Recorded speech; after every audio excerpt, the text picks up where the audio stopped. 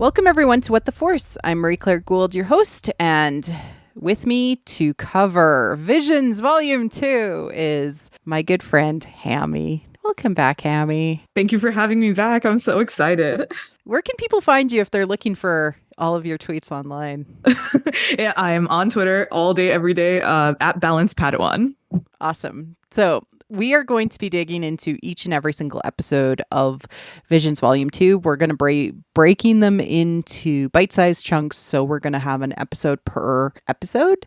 This is what we did last time, and I really loved it. So it'll be fun to dig into it. Yes, I'm so excited. Before we do that, I really want to just talk overall how you felt about this season compared to last season, or just in general compared to Star Wars. Compared to Star Wars in general, that might get complicated. Oh my goodness. Okay. Where are we at? Visions Volume 2. What did you think? Well, I definitely loved it. I think you probably feel the same way. It was really nice. Thing that was nice about Volume 1 and Volume 2 is it's separate from canon. So we're able to kind of just suspend all connection to the Skywalker saga and the timeline and everything. And you kind of just get to dive into each episode as its own thing with its own perspective and new characters that kind of grab you right away, and you're on the journey with them. You don't have to, put in any kind of time or effort to get to know them. Everything's contained within each episode. So it's really great. And then I will spoil it and say I pretty much almost cried for like 4 of the episodes. I don't know what it was, but they managed to hit those Star Wars feels, I think, because you're not even paying attention, and then suddenly it just starts hitting you with the emotions of Star Wars. And yeah, I feel very similarly. There was a lot of emotional impact, and it was really impressive how quickly each story was able to drop us into the world and tell us what was important, and how it kind of tied back to the core themes of Star Wars, but not just the core themes of the Star Wars that we know, the Star Wars that we want. I tweeted out that I said that this is something, this has created a version of Star Wars that many of us have been missing or wanted more of for years. Agreed. Fully agreed. And so it's a lot of femme-focused stories, heroine's journey, eating your shadow, the dark side, dark feminine, finding the third path or your own path. Literally, those words are said out loud. Yes. It was so much about breaking the cycle that you are sometimes stuck with, that Cough Cough Star Wars is sometimes stuck with, that you can break the cycle and find your own path, even if it's not apparent right away. That's part of the journey, is finding that own path for yourself. So it was really powerful. I think that's what made each of them so resonant to watch it. Yeah, exactly. And like that, I think, ties with the red title, because last time it was a blue title, and this was a red title and dealt with a lot of darkness and a lot of shadow, and that to me, I think it is more powerful. Maybe they had a brief of like, these are the themes you maybe need to explore, because it was really interesting that all of them at least tied to feminine power. Yes. Hidden feminine power. There was exploration of the dark side, or at least darkness, and also that it felt like all of these stories came from a personal place, maybe, where people were telling them from these from their own experiences, or at least the story that they need to tell. And that's always going to be more powerful than telling a story that you think people want to hear. No, I definitely feel that. And you could see it in the progression of the characters, that each of their journeys that they were on felt, at least to me, it felt at the core of what maybe the creators were trying to say about themselves and it also, each one kind of tied to their cultural perspective as well. You could tell that it was coming from a very autobiographical place. At least it seemed that way to me too. Yeah, and you said sometimes like Star Wars doesn't always hit these notes correctly, but I personally think that where they got to with this season very much ties to where George Lucas always leaves this like fill in the blank, but that is the answer, right? Like there is always your own path that you need to follow. That's what Luke needed to do. That's what Anakin needed to do and he didn't do, right? That's what Rey needs to do, but she didn't 100% do, right? Like, so there's always like this, you need to follow your own path and your journey. That is always at the core of Star Wars. But for some reason, many of the creators don't want to explicitly say that. I mean, I've been a little more disconnected, I think, since than you from Star Wars. But so I can't speak to the current Disney Plus shows. I haven't been keeping up with them. I guess, what would you think when you compare those to Visions? Mandalorian is clumsily doing that. I think with Mandalorian, I loved the first season. I think most people did. That instant connection we had with Din and Grogu. I don't know if you feel like they've lost focus of their journey together as a pair. Okay. They came back to it. Like it was just second season struggled a little bit with that. I don't know. It's just not comparable from a storytelling level perspective. That the expert storytelling to be able to tell a story in like 15-20 minutes. Yeah, that could be also it, where they're given a kind of a limitation on time, so they're kind of forced to tell a beginning, middle, and end to the story, and so it feels so satisfying after each episode. There are a couple of them that are left a little bit open-ended that you could obviously imagine what could be coming up next for the characters. But at least to me, they felt very like to get. Yeah, the current challenge has been overcome in every single one of them. And there is more could happen. Kyle, my husband, actually said every single one, it felt like he wanted to continue on with that story as soon as it ended. He wanted to know more. And that's also a sign of, excellent storytelling, right? Yep.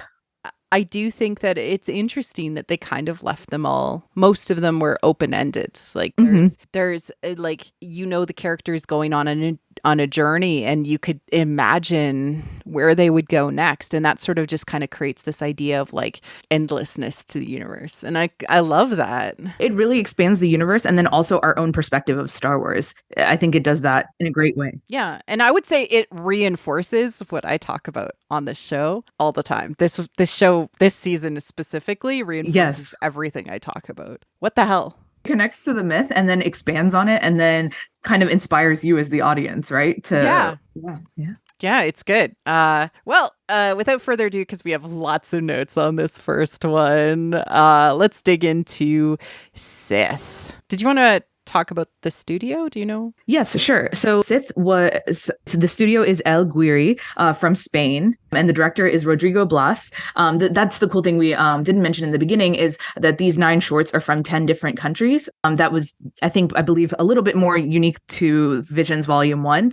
I think that was a conscious decision on, obviously, Lucasfilm's part to find these studios all around the world and then showcase them in this way. So I was also really excited to see what each one brought to the table. And I think they did a great job of creating unique lore and perspective and settings to each one of them. So yes, so we're starting with Sith, which is from Spain. And it starts off with an artist. We don't know she's an artist, but it's revealed that she is an artist. And she's like having a dream. And we start out actually with a droid with 3 little legs and 1 eye. And his name is E2, and I'm obsessed with him. I don't like stuff all that much, but I would love to have a little E2 droid. I know, you are a droid person. That's what it is. as soon as he popped up on screen, and that was how we started, right? I was like, oh, MC's going to love that. I already know. I love him.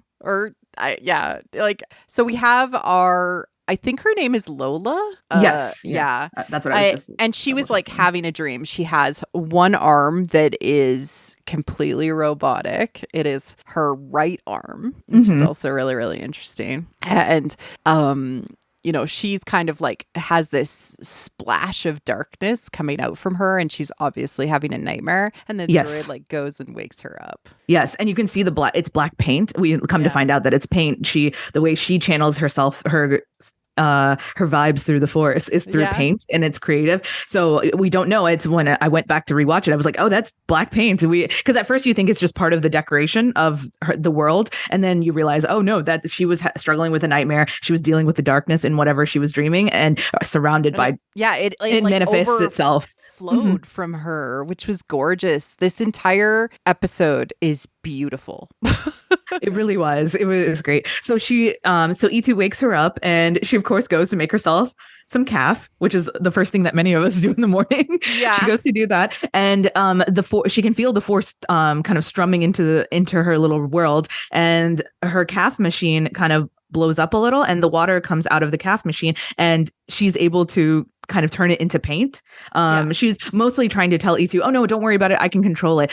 But what ends up happening is that all of the little droplets of water turn black. They were colorful at first, and then they turn black. But then when she lets go of the droplets, they splash onto the walls, and they're all different kinds of paint colors. Yeah. Really cool. It sort of shows like this complexity to her experience, and from a metatextual perspective, it kind of shows how artists themselves struggle with their own darkness often. Yes, because of I loved that aspect of it. Yeah, like how close they are resonating with their own emotions and subconscious, and how often as an artist you're dipping into the well of this power that's inside of you, and it instantly shows this struggle with this denial of the darkness that is within her. And I think any artist, obviously you're telling you're kind of forming from your own creativity and your own experiences and stuff. So I'm sure they can relate to that, where it's not always from a happy place that you're creating art. You can also be doing it from a dark place. And obviously she has been through something, since she only has one, she has a cybernetic arm, and she has the streaks of white in her hair. Yeah. So she's obviously a seasoned force sensitive user. And so I thought that was really cool too. Absolutely. I love how E2 has this like one eye, which, when you have a third eye, which she does because she has a droid, it represents inner vision, right? The look into the self to sort of see your own spirit and see where you're going, and it's inner exploration. And that's, even though everything is external, it is actually internal in this, which is so cool. We'll see later on that ties perfectly into the story of what we're about to see on screen. So she finishes making her calf. At first, I thought she was walking outside, but I think it's actually part of where they're living. Yeah. It's like a nature scene, basically, and it's all painted different colors. There's trees and nature, and you can see E2, he's looking at a puddle, and then it transforms itself into a beautiful flower. It was just a really cool like mixing of nature and art, and I don't know, it was just really cool. I just absolutely love that, like, her emotions end up just literally being paint. Like, it's so cool. She walks through this like dark tunnel, which actually looks like these dark eyes, these piercing red eyes, and then she's into the area that she's actually painting, which she starts to try and like paint in a particular way, which is, she's trying to show this thing. And then she's like, no matter what I do, the painting wants to be dark or have darkness in it. Yes. It keeps creeping into the painting, using like a little spongy to like try and put the rainbow colors on there. And then each time she wipes it away, it becomes black. And then her hand presses to the painting as well. If her bare hand touches the painting, the darkness creeps in and black paint goes on there as well. And like you mentioned with the eyes, she's painting a set of eyes also above her. It'll be revealed later what she's actually painting, but there's a set of eyes, Sith eyes above it as well. So it's kind of like this creeping darkness. And what you realize is, of course, the artist is struggling with herself and her shadow. And so there's no way to separate that darkness from you when you're painting or creating some kind of artwork, that it's just going to come through your fingertips when you're, I don't know. It was just a very cool way of expressing that emotion that comes through when you're creating. And this is quite common from a motif perspective with archetypical maidens that have not sort of accepted their own darkness or haven't journeyed to understand what this is. You are the prey to a dark predator. It will hunt you until you confront it. And so it is visually, she walks into it, it's looking at her until she actually sees the predator himself. And even when she's going through that nature scene, you think it's peaceful, but you can actually see him following her along. Yeah. So that's archetypically like on point, which is I don't know, it's just so cool. Yeah, it was amazing. I knew with your purple hair you were gonna love this one. This one, yeah, no, I absolutely loved it. So then she's like, oh, maybe all I need is inspiration, the eclipse. Ooh, eclipses are so cool. Yes, and that'll come back later. But so what ends up happening is I think she gets some kind of notification or like a beeping happens, and so she thinks that she has to go find out what one of the, maybe it was a satellite or something got messed up on her planet. Thought it was a meteorite that was had broken one of her like sensors. Yeah, one of her sensors. So she goes on her circular motorcycle, which was really cool. And E2 comes along, and I love that he gets to fix something wrong with it too. Yeah. So she actually, this is I rewatched it twice to make sure this was actually correct. But so she's like trying to fix the thing that's broken in the motorcycle, and she can't reach it, and so like. There's so much cool symbolism, but she takes off her lightsaber and puts it to the side. And that's the reason she can't confront the Sith out on the range, because she has to Oh, I didn't realize that she put that in, because she does come back for it later when she comes back for it. So like she specifically is like, I've put, this away to try and fix myself. Right. So the circle, obviously, from a symbolic perspective, represents the soul, represents the self as a whole thing. Literally, she is on the plane. If you look at the cycle, it's like she is in the middle of this circular hero's journey from a capital drawing perspective. And she's like, yes, I'm going to fix the thing. But she's left her like past behind her, and she needs to have that with her to fully integrate all of the aspects of herself.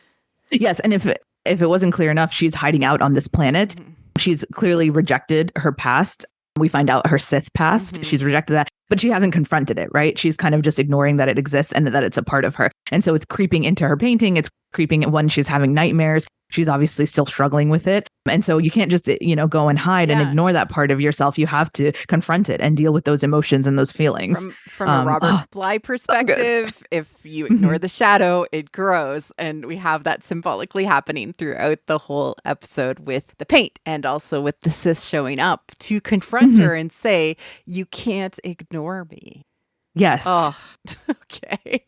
So her former Sith master shows up with 2 droids. Like you had mentioned with E2 being her third eye, there's a lot of 3 symbolism. The other example that's obvious in the sky when she drives out to the signal that's beeping is there's 2 moons and the 1 sun forming the eclipse. It's not a normal eclipse. And so again, the symbolism of the 3 come to find out, because the entire episode is about a third path that she finds for herself. The Sith master comes with the 2 droids, and they're under the shadow of the eclipse, and he confronts her, gives her chase back to her hidey hole where she had left her lightsaber, basically. And so as soon as she enters it, she sees her lightsaber and grabs it. But before that, her droid is actually destroyed. Like all 3 of his little legs are taken off.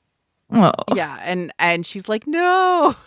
They end up being confronted in this hallway, and the hallway itself is like, I don't know, it was stunning and horrifying, like with his sword like dragging on the ground, and like her hiding. Yes. And when she first goes into the hallway, because she has to go through that hallway to get to her painting. From her room, she goes through nature, she goes through these trees, and then she gets to the hallway. E2 is in there. This is right at the beginning when we're first seeing the hallway.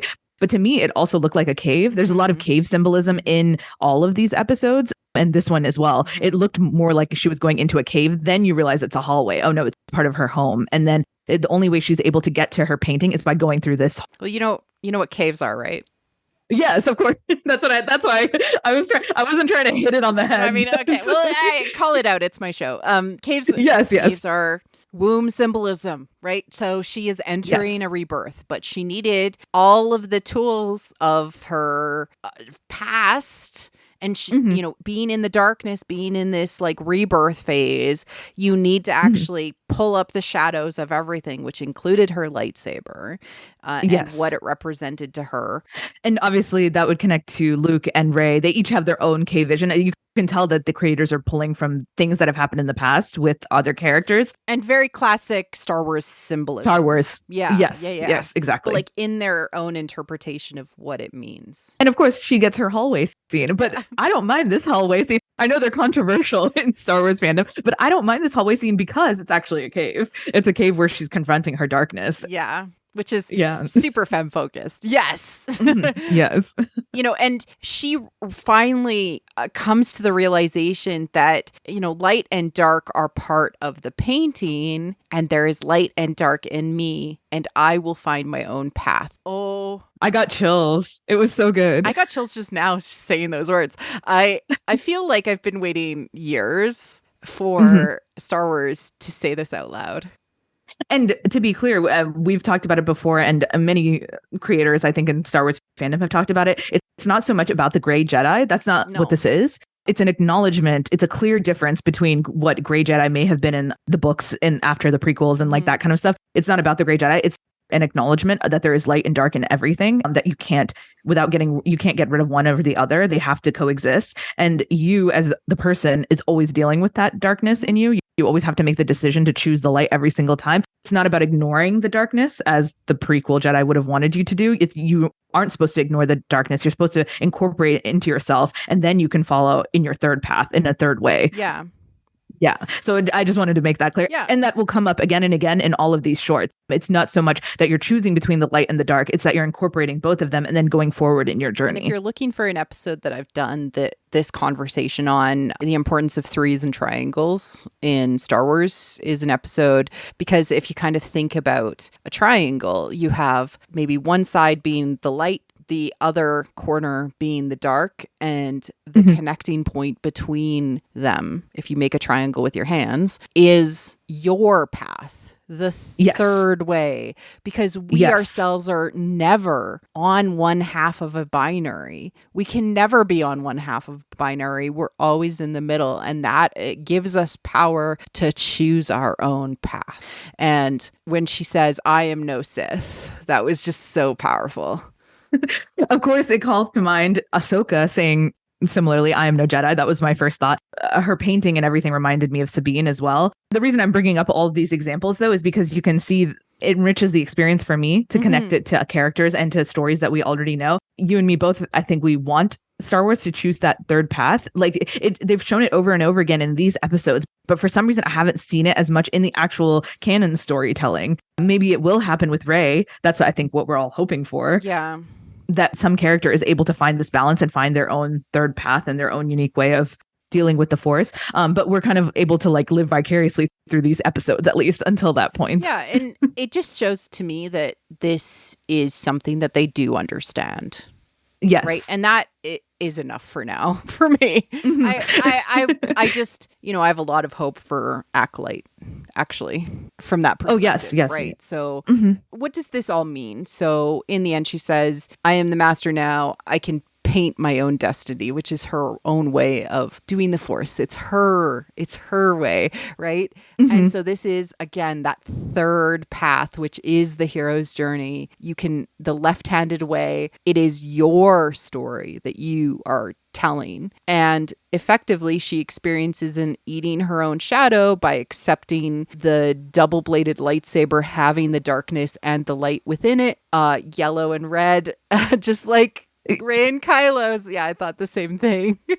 When the darkness confronts her and she's forced to face it, she pulls out a yellow lightsaber and he says, "Oh, you've made your own. Yeah. I see." What he doesn't know is that it's a double-bladed lightsaber. And so when she clicks that, it's also the red there too. So it shows a balance in her that wasn't there before, because obviously she was wielding the red. That's what he thought she would be wielding. And she's in the middle between the dark and the light. And also this is like her. Like finally, it's a symbol of her inner self, having the two blades. Is also like that ties back to lightsaber symbolism, which is lightsabers represent your heart.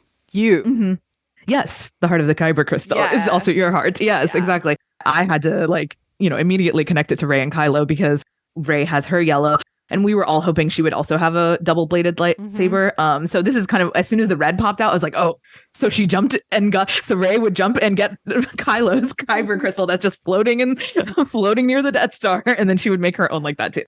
No, but it was just funny when both opened up. And then at the end, she fixes E2, obviously, and she's ready to go on her path. She understands herself better. She understands her relation to the Force. I think it's really cool to, like you had mentioned at the beginning, that they chose to make an artist. I think in each of these, the occupations are really cool to look at. They're not necessarily just Jedi. They are instead, they have other occupations, but there are other versions of Force sensitive people that are out there in the galaxy. And so we get to see kind of other sides to folks, that it's not just, that very rigid, like I'm a Jedi and that's my whole personality. Yeah, and all you can be is this like a monastical person, whereas like she says, well, I'm a master of myself actually, and so I get to choose what I want, and that is so wild. When her old Sith master dies, he assumes she will be the next Sith master. That's what he says to her, like, good job, you killed me, so now you are a Sith master. And she says, no, but that's not what I want. That's not what I choose. And she takes that through path. And then finally, when her and E2 fly off into the happy ending, the eclipse, when we see it, it converts into similar to the blobs of paint that we've seen throughout the episode. There's a blue moon, a red moon, the yellow sun in between the two, which are all primary colors. Yes, so yes, all very of them to create any color, to create other paintings. Yes, other colors. Awesome. The greens and everything you wouldn't get without the three primary. Yeah, I love that, MC. I love that. At first you can tell like the moons and the suns are actual like moon and sun, but at the very end when they switch into those colors, those primary colors, they do look like blobs of paint in the sky kind of.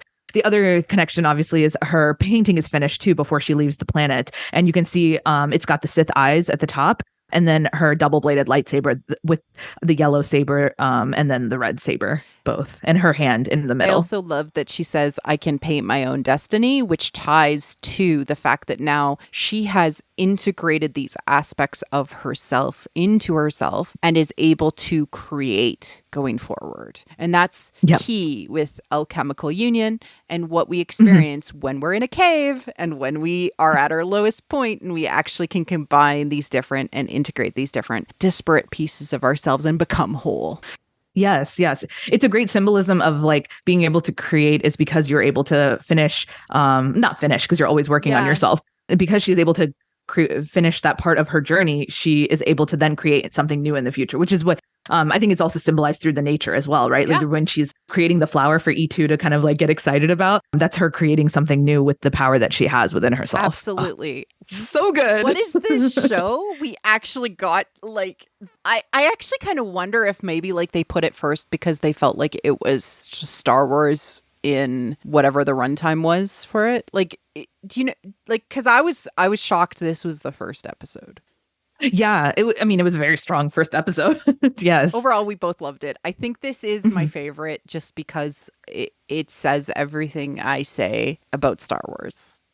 It's up there. I don't know if it would be my number one favorite, but it is in the it's in the top. Honestly, I loved every single episode this season. It's hard for me to choose, but this was the one that when people asked me, I was like, well, I think it's Sith just because of it's so on brand and what is subtext. Although there is subtext. But she does say it. It's textual and subtextual, and she says it out loud, which I appreciate because some Star Wars people don't get it still. I think maybe that would be someone's criticism of the episodes is that the dialogue is very like heavy-handed in a lot of the episodes. But something to note is many of these episodes are also in other languages. So, for example, this one is from Spain. So the same voice actors who did the English also did the Spanish version of it. We'll get to it later on, but it's nice to hear "May the Force be with you" in another language. And so it may seem like when you're just listening to it in English, you're just kind of hitting us over the head with these like, textually and subtextually. But I don't think that's the case when you're listening to it in Spanish and you're reading the subtitles. I actually think that Star Wars audiences need both. So I'm fine with it. Okay. So you're just like, yes. No. Most people won't get it unless they. I talked about it a lot with Willow. The subtext. What is subtext? No, the subtext was there, but also they said it with the text, and I appreciated that because then there was no gray area for. Wait, you mean you can choose your own? Yeah, I get. No, I totally get what you mean. Yes, it is good. I think we need to go back to what George Lucas used to say, which is subtext is for the weak. we need both. I think that's also probably why they were so satisfying, each of these episodes, because they were telling you literally what is going on, and they were kind of handing the themes to you on a platter. And I should also point out, probably there's going to be a lot of kids watching these, obviously, because they're animated, and so I think it's good for them too. I think it was perfect. 10 out of 10. Yes. It was great. All right. So let's wrap up this episode. Hammie, where can people find you if they're looking for you online? I'm on Twitter. My Twitter handle is @BalancePadawan. All right. And we will be back next with Screecher's Reach. Thank you for listening to What the Force. I'm Marie-Claire Gould, your host. Our music is orchestral music by Christy Carew for What the Force. You can support the show directly on Patreon at patreon.com/whattheforce. We like to thank all our patrons, especially those who love and are obsessed with What the Force. Melody in Wild Space, How Rude, Anna Perez, Neil, Christian Luca, Carly Ann, Josh Johnson, Scott C., and Susan. Support the show by wearing the Force with our merch. Like and subscribe on YouTube or leave a 5-star review on iTunes or other podcast apps. It helps people find the show. You can connect with us on Twitter at WT Force Show, What the Force Podcast on Facebook. Our website is whattheforce.ca, or you can join the Discord. Links are all in the liner notes. Feel free to reach out and start a conversation. Cheers.